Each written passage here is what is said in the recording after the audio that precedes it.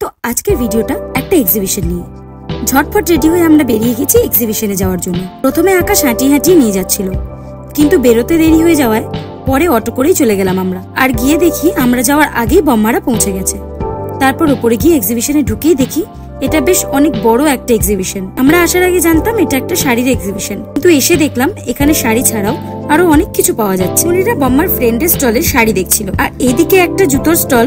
শু স্টপারে আমার এই জুতোটা খুব পছন্দ হয়েছিল, তাই আকাশ বলল বেশি না ভেবে জুতোটা কিনে নিতে। ঘুরতে ঘুরতে দেখলাম এখানে একটা প্রিন্টেড টি শার্টেরও দোকান বসেছে, আর এই টি শার্টটা আকাশের খুব পছন্দ হয়েছিল, তাই ও নিজের জন্য এটা কিনেছিল।